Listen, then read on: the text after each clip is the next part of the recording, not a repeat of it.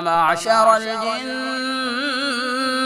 والإنس إن استطعتم أن تنفذوا من أقطار السماوات والأرض فانفذوا لا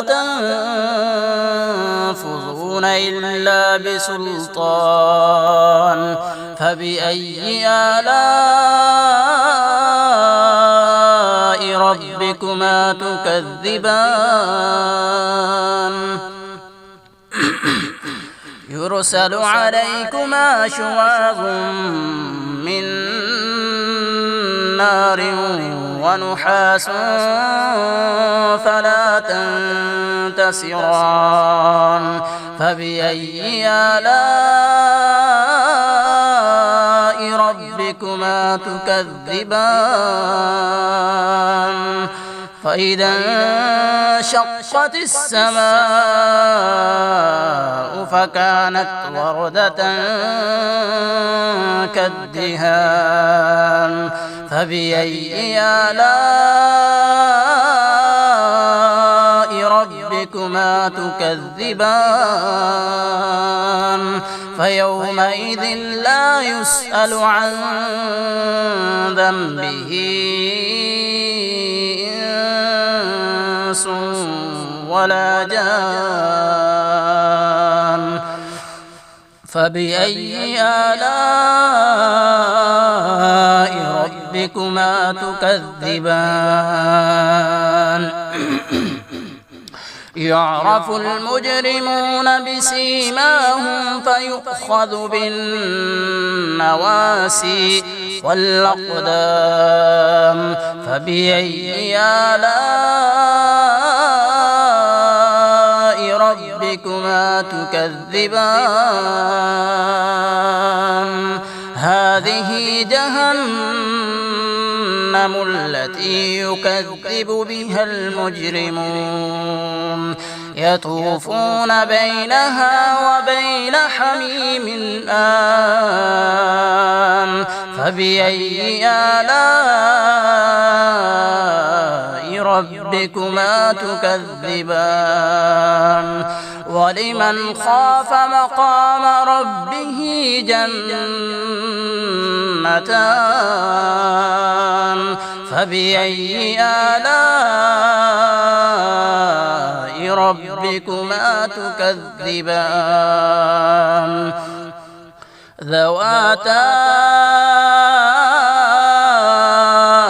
أفنان فبأي آلاء ربكما تكذبان فيهما عينان تجريان فبأي آلاء ربكما تكذبان فيهما من كل فاكهة زوجان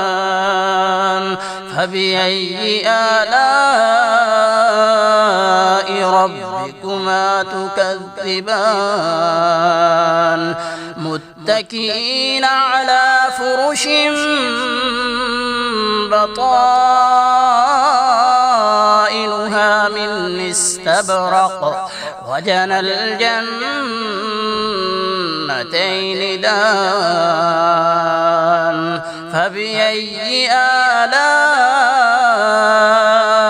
ربكما تكذبان فيهن قاصرات الطرف لم يتمثهن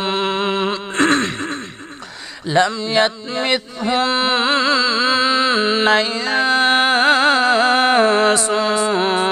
قبلهم ولا جان فبأي آلاء ربكما تكذبان كأنهن ياقوت والمرجان كأنهن فيهن الياقوت والمرجان فبأي آلاء ربكما تكذبان هل جزاء الإحسان إلا الإحسان فبأي آلاء ربكما تكذبان